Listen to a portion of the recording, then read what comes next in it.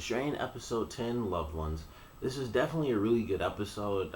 Story wise, it was kind of messed up because, of course, the big part of the episode is F's wife didn't really stand a chance, and that really sucked. I was hoping, of course, that he would find her, or at least that we get to see what happened, and she'd be somewhere just crazy and about to be in trouble.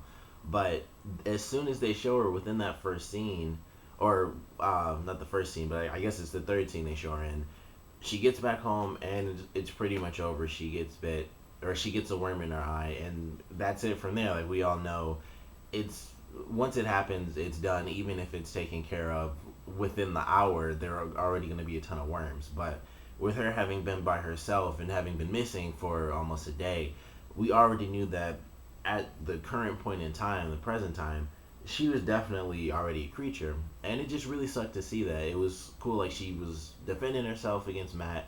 She hit him with the blender, the top of the blender. Then she hit him with the blades, and when they showed that part, I was really worried because it looked like there was a bunch of blood, splattering everywhere.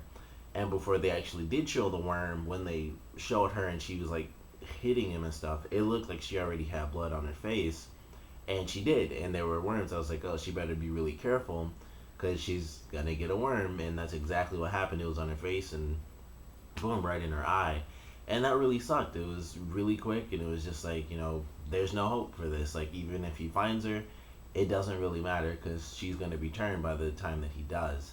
So it was crazy to see that, and of course we see the other side of it where F is trying to locate her. He finds her phone, and it's been stolen by this woman, or she found it. Really, same thing, I guess. But he's going and he's backtracking through things, and then we get to see it, and he goes back and forth. And I really enjoyed that, it going back and forth between the present and the past, which took place all during the night. So that was pretty cool. And unfortunately, by the end of the episode, it does take place after her friend is met with F in the house, and she goes to the house and she kills her friend and her friend's son, and then they're both in the basement, and then F finds them, and that's how he realizes that his wife is gone. And I feel like he knows. I have to assume at least that he told his son, like, I'm not gonna give up, just so his son doesn't really know that she's gone. But I'm sure he knows, like, there's really no hope in this situation when something like that happens. It's like either she's the one that turned him, or she was attacked by them, and those are like really the two options. And considering her friend's necklace was in her hand, either way, it seems like she didn't really get out of it well. So when they find her, I don't know what's really gonna happen. I know since she didn't get killed off by like some random person, she's gonna be in an episode in the future where they come across her. And what I'm hoping happens, and I doubt this will happen because by the end of it, she did actually meet, like the main creature, I guess, the boss. And I think that's because he knew, like, once he was connected to her mentally, it's like, this is the woman who was the former wife of the guy that's basically trying to tear everything down for me, or at least working with one of the people who can, or the one guy who can. So I think he knows, like, if I get Kelly, or since I have Kelly, I can use her against F, and everyone else that's trying to go against me that actually is knowledgeable enough to stop me. So they're gonna come across her. I don't know if she's gonna. I doubt she'll have like full control or anything, but she's gonna have some form of control, or at least her memories will be intact enough where she can say stuff, but she won't be able to control herself. But I was hoping that she would somehow run into like the rebel faction, who we unfortunately didn't get to see in this episode either. And I know I'm not the only one who's waiting to see them come back and getting to learn the history on them and why they are able, how are they even a rebel faction to begin with? How come they weren't just like killed off or surrounded and eaten or whatever by everyone else that's a part of the hive mind thing? But I was hoping that somehow she would run into them.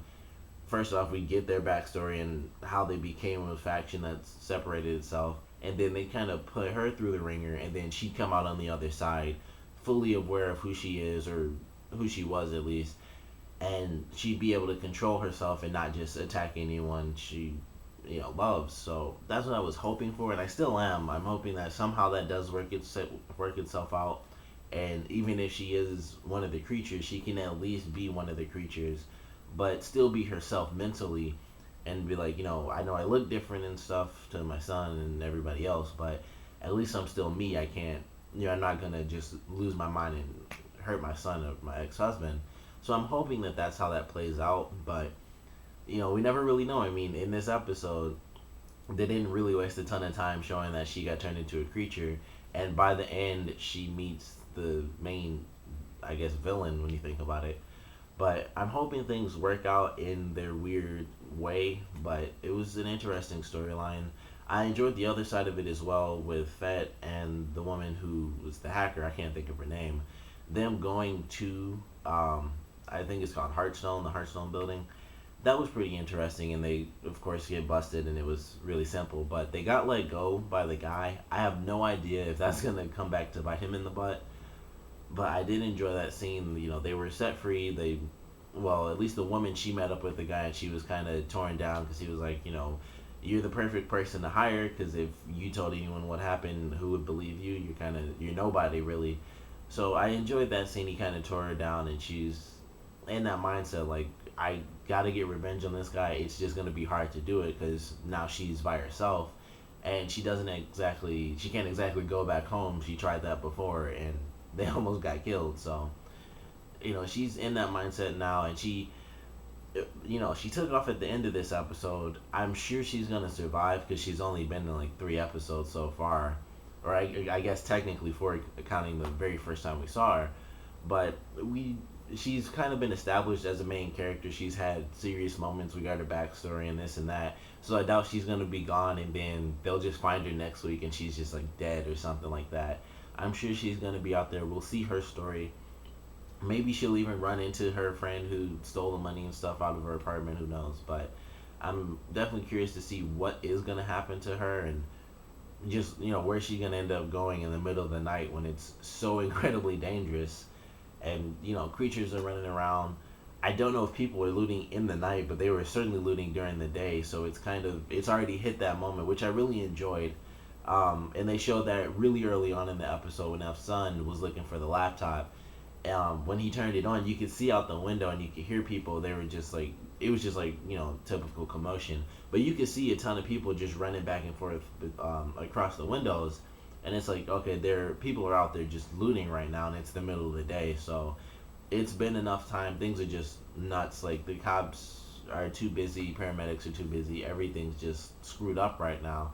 And it was really defined when F actually went outside and people were just running around him like with shopping carts full of boxes and just looting stuff. So things are going nuts during the day, and then during the night it's fairly quiet, so to speak. But things have definitely gone crazy. So I'm excited to see how that plays out in future episodes as well. But I did enjoy this one. I liked it a lot more than last week's episode. Last week was like a real serious lull after like the huge action episode we had when they were at the gas station. Then last week was sort of the lead up to this one, and I mentioned that last week. Like, that episode really just felt like it started the question of where is Elf's ex-wife, but I knew this was going to be the episode that made it interesting, and I was ready. It was definitely an interesting episode. It leads to a lot of interesting points, particularly what is going to happen to her and what's going to happen when they run into her, because she's definitely not getting killed off just yet. So I'm excited for upcoming episodes. The preview for next week's episode seems really intense. Like, they really seem like they're just going full forward, with whatever plan they've come up with. And it makes sense because I believe we only have 2 more episodes left, including next week. I could be wrong. There could be 3 more. But whether it's 2 or 3, we're definitely close to the end of this season. So I'm excited to see how things wrap up, and I doubt that this show is gonna just end and it's like, oh, we won, and then it just, what would season 2 be if that happened?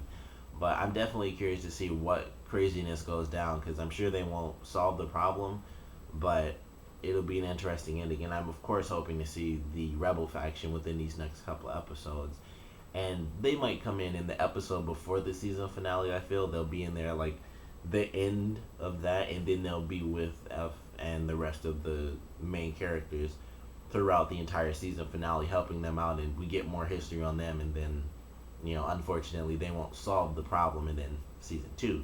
But enjoyed this episode, really excited for these next couple.